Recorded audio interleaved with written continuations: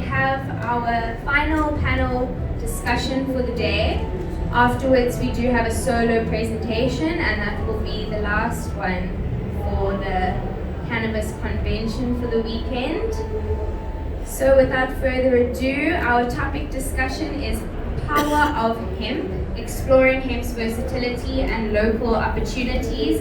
A very, very warm welcome to all of these extraordinary people up here with me, who I am privileged and honored to share the stage with today. We have Anthony Cohen from Elixinol, CEO, South Africa. Tony Budden from Hemporium, Director and Founding Partner. Myrtle Clark, Fields of Green for All, Managing Director. Dalu Kadene, Daki Lifestyle Co-Founder, and Rick Trojan, Hemp Industries Vice President. We're going to do 25-minute discussion and then we'll open the floor to Q&As. Welcome and enjoy. Hello. Can we start by asking who here uses hemp in their daily life? Okay, good. I think it's a wonderful time to be alive that we see cannabis coming into our world, not only in the way that everyone once knew maybe 20 years ago, that as smoke, but as something way more tangible and experiential in the way of fiber, of food, of soap, of building materials.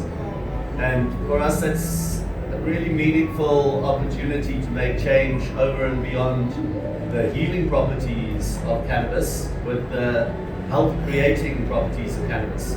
So this plant is amazing that it offers ways to heal us when we get sick, but it also offers ways of keeping us healthy and preventing us getting sick. And that's what I believe the hemp plant or the hemp aspects of the plant offer.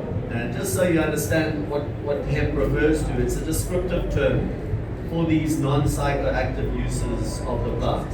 So much like dairy is a term to describe milk from a cow, you don't say it's bovine juice. Hemp describes these uses that are not around the smoking or the medicinal side. It's your fiber, it's your biomass, it's your food, all of that. So it's really, you can get hemp products from marijuana, which some people don't understand. You can get fiber off a plant that you grow for medicine. You can get seeds off a plant that gives you high THC as well. So instead of the terminology which has been accepted, which is saying hemp is only low THC varieties, we have to move now beyond that and saying hemp are these products that are taken off the cannabis plant and used for industrial purposes. So for me, my world,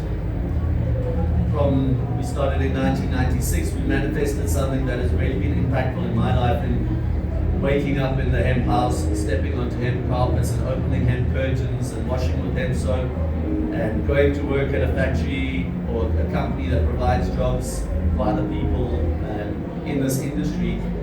I've been seen as alternative for a long time, and we're slowly moving to a point where we're not seen as alternative anymore. We're going to hopefully be seen as the mainstream one of these days. In the lifestyle that we've created by pioneering becomes accepted, and then we'll see real healing from this plant, because it's not just, as I said, for sick people or for people who are wanting to have a altered consciousness. It's for everyday people, and this plant can really impact this planet and obviously Africa in a very, very meaningful way as far as jobs, houses, food, medicine, sustainability, all of this goes. So for me, it's the hemp side is the sustainable development. It's the long-term vision of the kind of changes that we need to make to be sustainable on this planet. Yeah. It's interesting. This morning we went to the Cradle of Mankind, the Cradle of Humankind, about an hour outside of Johannesburg here, and they talked about all the old fossils, and we saw the caves and the whole museum, how they're walking through the history of humanity from 4 million years ago to now, and all the things that come along with it. And there wasn't a single mention of cannabis at all, or hemp, or anything. Obviously, we know it's grown here and grew here and grows locally. It's been sustainable for humankind and for humanity, very utilitarian. And so he said it's something we can grow local, we can impact our local environment, our local economy, building materials, food, and then also you have your cannabinoids right at the top of the plant. But really, a lot of the value comes from the flower down. And so everything I'm wearing is made out of hemp. I had the privilege of sleeping at the hemp house and waking up with hemp sheets. Actually was one of the inspirations for an Airbnb I had in the States that was hemp sheets and hemp material and hemp food. So once people start wearing it, start using it, I would recommend all of you go out and buy a hemp shirt. The shirt will probably be a little more expensive than you get at the low cost whatever vendor here, but it's going to last you 20 years. It's going to last forever, right? So plus it's just a better material. So there's a lot of things this plant can do, and our hope today on the stage is to leave you guys with more information about the different things that cannabis can do, that hemp can do, and hopefully you guys will use that to make better decisions when you purchase and buy hemp and use hemp every day. So I think in South Africa that there is a general lack of awareness when it comes to the industrial applications of cannabis. Now an example was on Wednesday, Julian and I drove to Bergville, which is in the Drakensberg. And we did a presentation for the Okahlamba agricultural group, and there was 400 small-scale farmers, but really established farmers who've been doing this for generations. And it was great to see all these 400 farmers in front of us in a hall. And one of the things that Julian started out with, he was wearing a Hemporium shirt, and he said, "This shirt is made with dacha."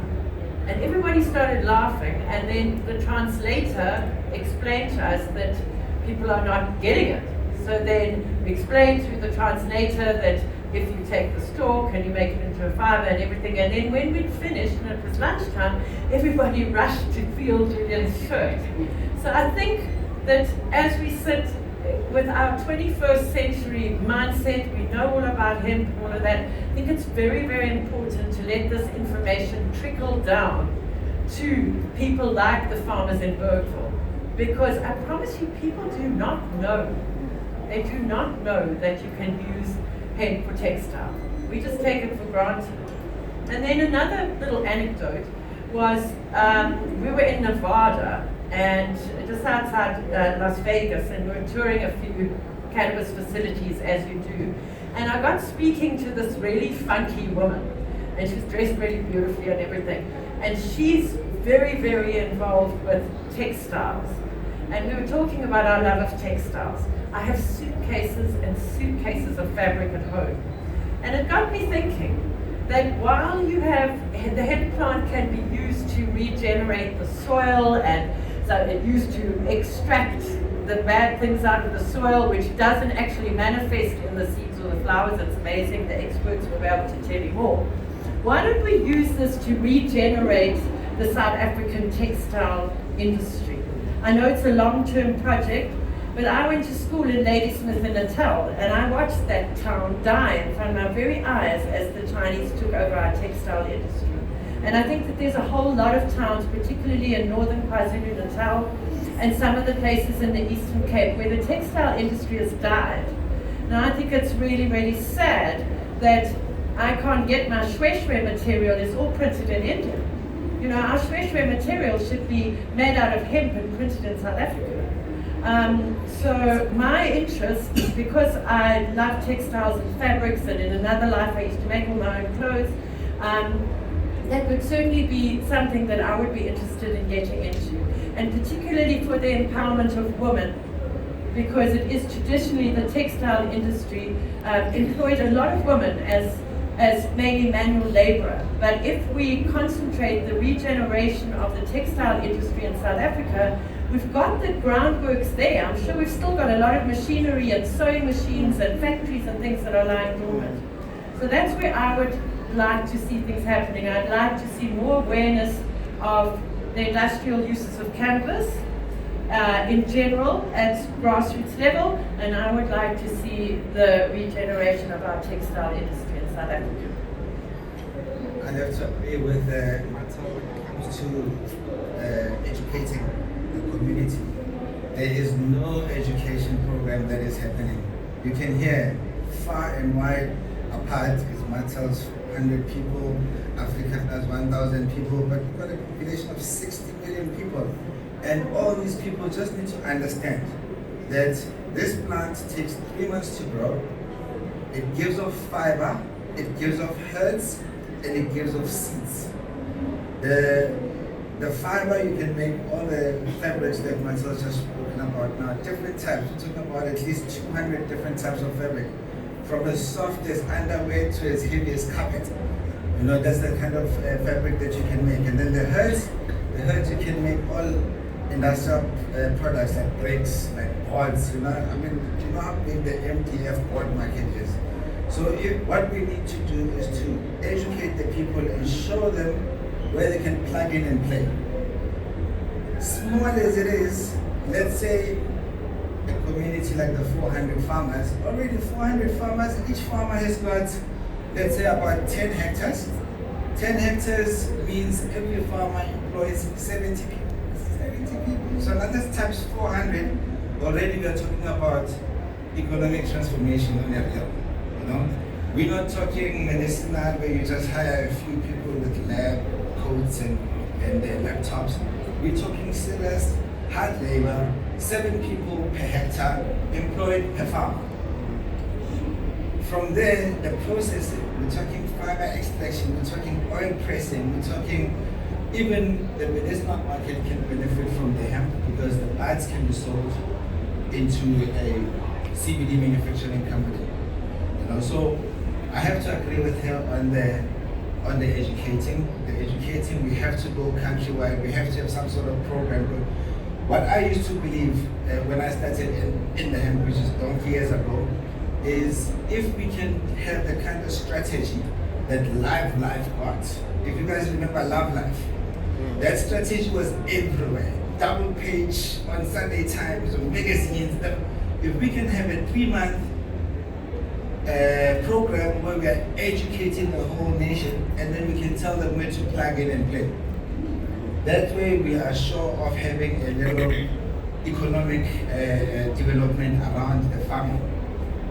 And never mind all the downstream things. We're talking, I mean, like, if you can look around, it's mainly cannabis products, but there's the oils, there's fabrics, there's all sorts of 25,000 different products is what we can make from the hemp. 25,000, and each product has got competitors. So we're looking at about 200 people getting into serious industry mode and manufacturing end products from this one plant. So I think a trend that's coming through in everyone's chat is hemp is an equalizer. It helps decolonize the mind almost. It allows us to step back from this serious industrialized economy that we have and allow smaller pockets of, let's call it micro-industrialized work to be done on a much grander scale, whereas the access to capital is not hugely required. So it allows more of a democratization of kind of the, let's call it the democratization of the resource into thousands, 25,000 different uses, different farms, all kinds of different things, but it kind of steps away from big industrialized capital. And that's one of the reasons we don't have a big Love Life campaign, because there's not one big pharmaceutical company selling the product that's going to help them realize some sort of healing potential. So it's about education. We can get people to understand how to take this product that they can grow in the lullies, in their fields, turn it into fabric, do those kinds of things. And there's not going to be someone stepping in to do that because it's not really in their interest.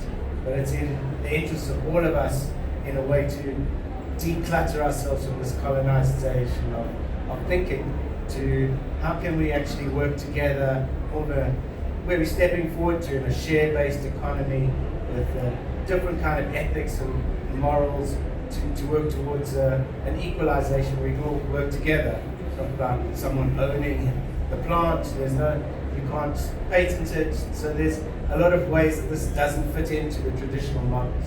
So, we don't need to do education. A lot of us need to step out of our, comfort zones and go and do other things, but it's really a lot of scope to work with, and it's quite exciting.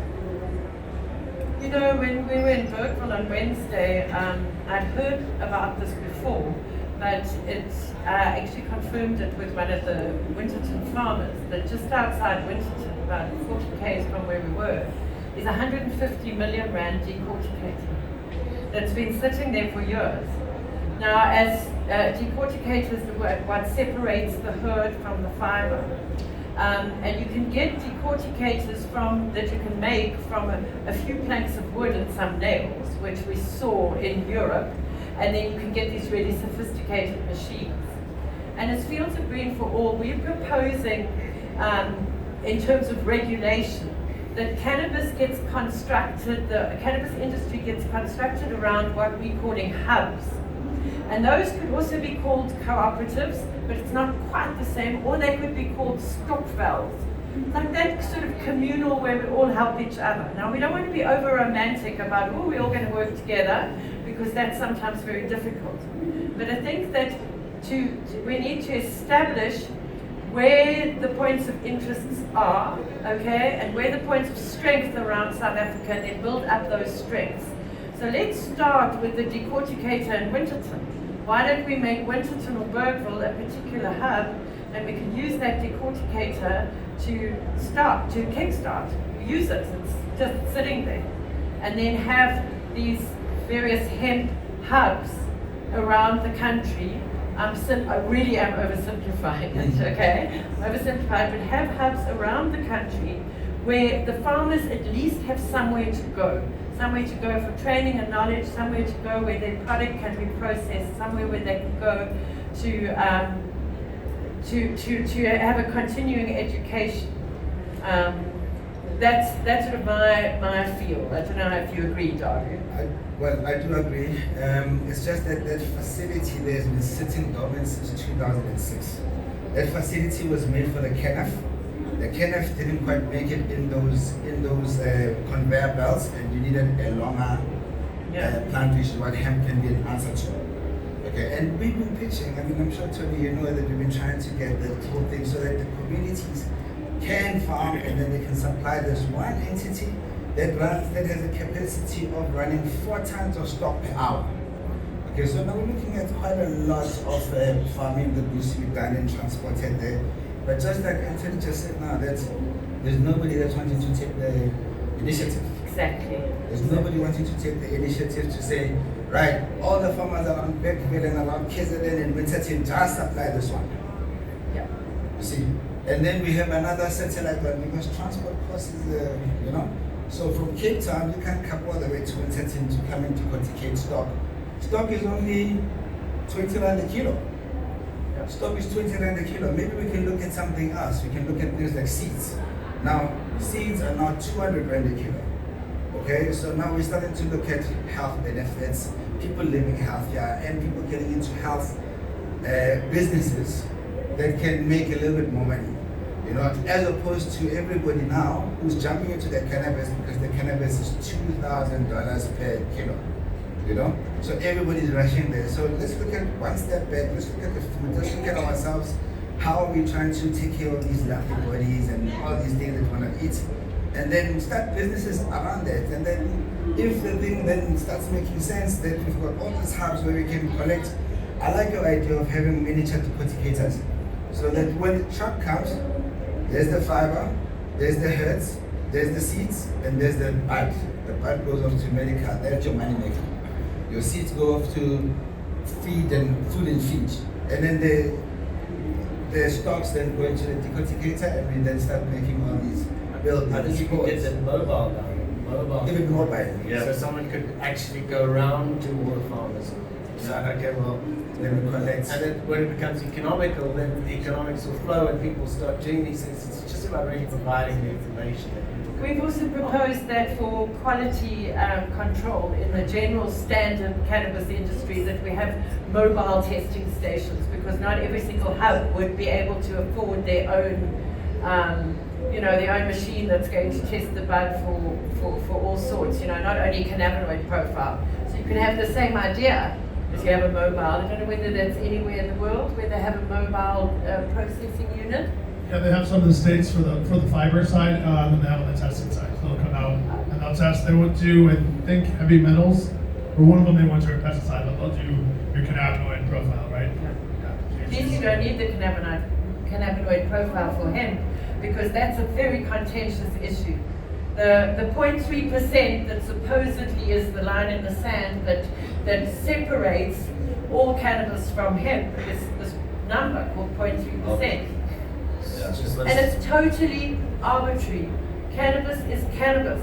You know, you can't draw that line in the sand, Tony. I mean, It was a Canadian researcher who came up with it. Kind of said anything below 0.3% is guaranteed non-psychoactive.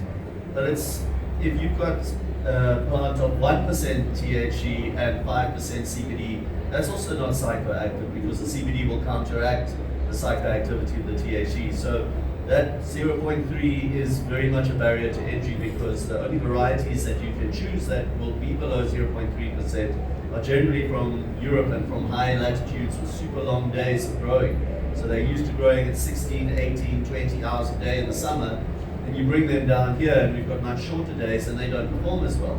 So in essence, it means if we're limited to choosing European varieties, we will be at a disadvantage here in Africa. And the other thing is, because of our much hotter climate and higher UV, you will see that THC start to climb.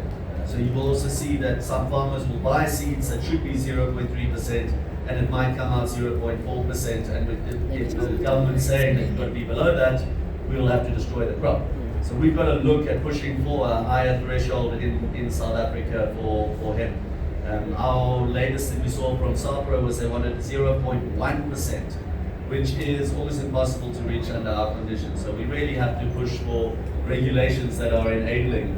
That's just, yeah, and the thing is, if they don't like the THC, why don't you extract the THC and throw it in the sea? Well, that's exactly what they do in China. They extract Take it, destroy it if you want, to sell it to people who are interested in the THC. I think this THC paranoia around hemp is holding us back. Well, let's just be honest about the whole plant. THC isn't going to kill you. CBD isn't going to kill you, right? Cannabinoids are part of our phytocannabinoids for plants. Parallel very good with our endocannabinoid, right? Our human cannabinoid system, right? So a THC plant, I was in Nepal in February, and they had the cannabis that was growing wild in the mountains of the Himalayas, and it was about 8% THC. It was very psychoactive, right? When I had it, but it could also, that same plant made the shirts and made a sweatshirt that I bought. I mean, it was the same plant, right? So it should really be, if we're concerned with cannabinoids and THC, which we shouldn't be, right? If we're, from a health standpoint, right, we're not going to die from it. If you take too much, you might have a bad night, right? But you're not going to die. You're not going to go to the hospital. You drink too much alcohol, you could die. You drink too much water, you could die. So we need to change the conversation, I think. All cannabinoids are legal in the States. All cannabinoids are healthy, right? All cannabinoids are safe, and it should be in use. So that THC plant that's 5% THC, that's a fiber crop, the farmer doesn't care about the THC. They don't care about the bud portion. They could possibly sell it or remediate it a different way, but they're concerned about making fiber. So let's help them do what they're planting to do, right? Let's not go these archaic Joan of Arc having to burn your fields if it goes to 0.5% THC, which again is not going to kill anyone if they consume it, right? So we need to just change the whole conversation. And this fear of THC is a lot stronger now than it was last year, the year before, under the 2018 Farm Bill in the States. People are afraid of not passing drug tests. People are afraid of all these sorts of things. They're afraid of this molecule that we have been wrongfully misinformed that it was scary, and it's just not. And so let's have a real conversation about cannabinoids in general and about what the farmer is planting for. If they're planting for fiber, who gives a damn? If they're planting for building material, no one cares about the THC. If they're planting for a cannabinoid extract, then we can have that conversation for that farmer on that plot of land. Let's really just change the conversation. 1%, 2%, 5%. Who gives a damn if you're making fiber? I think it's called evidence-based regulation, and that's what everybody in this room, everybody in this entire convention center is really fighting for. And I think that's what's lacking in the cannabis world in general, is that the moral judgment is busy losing ground and the evidence is coming to the fore. And that's what we've got to fight for in South Africa. And these THC limits, really, I think it should only be a concern if you're growing very, very high THC and you haven't got enough security in place or something. You know, it's really not, it's a bit skewed. And the other thing for South Africa is also to start off with choosing the easy to process products, like Dale was saying, the seeds. you need a seed press and a dehuller. They're affordable materials, and you can do that profitably off a couple of hectares. Industrial scale for fiber for a textile industry probably need like 1,000 hectares at least to keep a factory busy, because you've got to remember, once you set that factory up, it's got to run all year round, where your hemp harvest only happens once a year. So it needs a lot more economies of scale. But if we look at setting up the food industry almost on an olive oil kind of model, where the farms grow their plants, they press their oil at farm level, they bottle at farm level, and they print a label, and that farm's label is on there and goes to market as, you know, the whole organic hemp seed oil. Extra virgin hemp seed oil. Yeah. Yeah. And it's high in omegas, so it's got omega 3 and 6 in the right ratio, which means that it's a preventative. You know, people should just grow hemp and eat hemp, as opposed to looking for the THC and the CBD later to heal themselves. Let's prevent now. Let's eat healthier. Let's grow our own food, grow our own houses, grow our own clothes, grow our own medicine, and our own animal bedding. And our own drugs. I mean, that woman was using the hemp oil at food kitchen. In the soup kitchen, yeah. And it wasn't a CBD oil, just a hemp oil. And it changed the lives of many, many people. The nutrition improved. It really changed a lot of things. If you look at the local diet, especially in the township, there's no raw seeds, no raw nuts, no oils. There's no omega fatty acids going into the diet. Education. No education. Yeah, so without your essential fatty acids that are essential to your body, your immune system cannot run properly. So here we've got a plant that offers those oils in the optimum ratio for our body. And when we're feeding it to people, especially with TB and HIV, you see they're calling it the miracle oil. It's not even medicinal cannabis, this is just hemp seed oil. And that for us is a real opportunity to go into, especially areas with malnourishment. If you look at the township diet, it's GMO pup, overcooked veggies, lots of sugar, and maybe a little bit of meat. There's no fish, there's no coconut oil or olive oil that people who've got a bit more money eat. So you see deficiencies of omega fatty acids. And without your omega fatty acids, your immune system won't be able to operate properly. So really, we've got a solution here that grows in 4 months, can provide, as we've said, your housing, your food, your clothing, your medicine, and we are foolish as a country not to be taking advantage of that. Thank you so much. We're going to open the floor now for some questions and answers. Does anybody have anything they would like to ask? Just raise their hand. Another very informative panel. We have one question. Excellent. While we're waiting, I would just recommend doing one shot of hemp seed oil before you go to bed at night for a week and see the effects. And it's like one, I guess, ounce, I don't know how many milliliters, but one shot of hemp seed oil every night for 10 days or a little over a week. See how different you sleep, see how different your skin feels, see how different you think, you feel. Give it a shot. And you can buy the hemp seed oil at stand number 13. Please come through, get your shots of Thank you very much for the informative talk. It is really appreciated. My name is Pepsi Nemasebo from both the CDC and Traditional Healers Organization.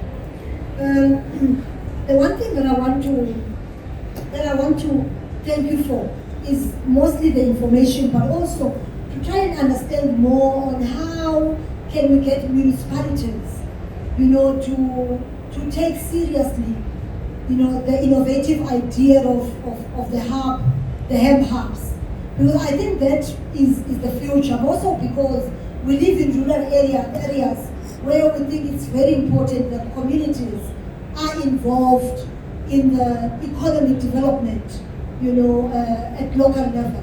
But then how do we ensure we do this? The other thing that is very important is how do we ensure that these communities are going to be assisted with mentorship?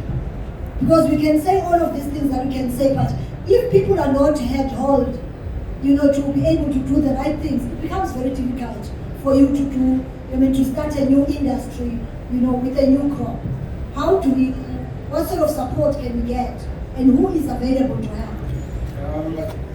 I think we need to almost step right back to schooling and where kids and what people are being taught in schools. This is an industry that used to be the biggest industry on the planet up until 90 years ago. And 90 years ago, that knowledge was eradicated out of our schooling, was taken out of all those aspects. So, it's very difficult for one person to be able to go around the country and try and train everybody up because there's no real economic benefit for that person because it's so open. I think you do it through the farmers associations because that's who invited us to speak to Bergville and believe it or not, next Friday we're going to Petro Tiff to speak to the Petro Tiff Farmers Associations. So I think you do that because you also in the farmers associations you've got a wide spread of levels of farming. So you've still got your traditional Afrikaans boer farmer, white farmer, okay, and you've got your emerging young farmers, and you've got everybody in between. You've got your mamas who are established and have been doing like vegetables and small crops like that. So we've seen the best demographic is to work through the farmers associations because they're already there. I don't know if you agree, Darren. I agree with that. Coupled with what you also said, in terms of educating people from grassroots, let every syllabus or every standard have something to do with hemp processing, how to survive, basic survival skills that are taught at ground level. Accompanied with that, I think we need to get our municipal buy-in. The panel of experts that you have on hemp need to go and teach the municipal people who can enable the situation for the farmers. As long as they understand, then they will see that no, my whole community can benefit from this. So those are the people that we need to go to. The police are still giving us problems. Department of Health themselves need to go and see how they can enable, instead of fence, 2 meter, barbed wire, irrigation system. Who's gonna afford that? So we're talking about open field. Let the people try, no matter how much they smoke, they're not gonna get high. Unless it's 5%. Nepal, yes, right? But we actually had this happen to one of my processing centers in Indiana 2 weeks ago. The police were having an opening house for the community. The police came through the night before because it's a drying facility, so we're going for cannabinoids. We're drying the cannabinoids and getting the water out to make it shelf stable and not mold. So that's the process. That's what this facility does. We had a bunch of hemp going through the process, and it leaves water and it leaves the smell. And so the cops raided our facility at like 11 o'clock in the morning a couple weeks ago, saying that we've had reports that you guys are growing marijuana and we can smell it from this facility. Which means that in their detectiveness, they were driving around with their head out the window, right, sniffing around the building. Right? I would love to see that because that's absurd. Anyway, so they run in with the guns. They're all excited. They made this big marijuana bust in the center of our country, and we realized we had people that had worked for the police department on our staff, and they talked to the people and said, guys, this is hemp. This is registered. Here's our thing. Here's this, that. We literally walked them through the whole facility for 2 hours. It's not a big facility, but we showed them every piece. Everything. We had registered with the mayor, but the mayor and the police chief don't like each other, and so we realized you also have to register. You should go talk to your police chief, right? Police are they're not bad people, right? They're just misinformed. They're buying into a system that we're out of now, or we're getting out of, right? So they're not jerks. They're just, we need to help them learn better and learn the correct way and help them understand that what they're afraid of is nothing to be afraid of. And police in the States and in Colorado, there are way bigger issues than cannabis across the board. I mean, it's almost a non-issue now across the board. It's just, there are heavy drugs like meth and cocaine and real issues that are tearing our community apart. And so once we've explained to the police and the municipality what it is, and we embrace them and we educate them, right? We bring them into the facility, we show them what's going on because we have nothing to hide. Once that's done, more or less across the board, they understand, and they're actually more than helpful to help us with whatever we need. They were very helpful. So that's an example of something that started off very wrong, that ended up very right because of our neutral just education. Here's what it is, here's our information. We're doing good for the community. We're not trying to sell marijuana. I think one of the other keys that has to happen, we believe it is happening, but again, perpetual imminence, has to move out of Department of Health. Agriculture must move out of Department of Health and into Department of Agriculture. Department of Agriculture is a support department. It's there to support the farmers. We have the extension officers that can be trained to go out and then support the farmers. Even medical cannabis, why is that sitting under the Department of Health? The cultivation side, it's cultivation, it's growing a plant. The health is medicine, and that's when you turn it into something that can be used medically. But we need, once it's in the Department of Agriculture, we can engage with them, and their job is then to support the farmers, do that education and everything, and that's, the system is supposed to work that way. That is key. Like the Department of Health controlling hemp, it's not going to work. They've got no interest in fiber, they've got no interest in seeds and nutrition. Their job is medicine. So a key for us is get it out of health into agriculture. Yeah. Any other questions? Jen? Thank you, guys. I'll bring you the mic. Now we're enabling. Yes. Now we're not talking. We're going to walk the talk. And thank you, Mr. Martin. Thank you. But anyway, on the more serious note, I was saying the same thing. I plant barley. So I said to a government official, and so if I make whiskey, only when I do it, we're going to have an issue. Similarly with the hemp, until I do something funny, why shouldn't I be able to plant? We actually went through a study where it was cheaper for me to use that to feed my animals than the other way around. Or as a rotational crop, but the cost of planting hemp for me was significantly less than planting maize as an example. So more of a comment, and thank you guys. I like that example, thank you. I'll use that. Thank you so much. Is there anybody else? Okay, before we close, would anybody like to add anything?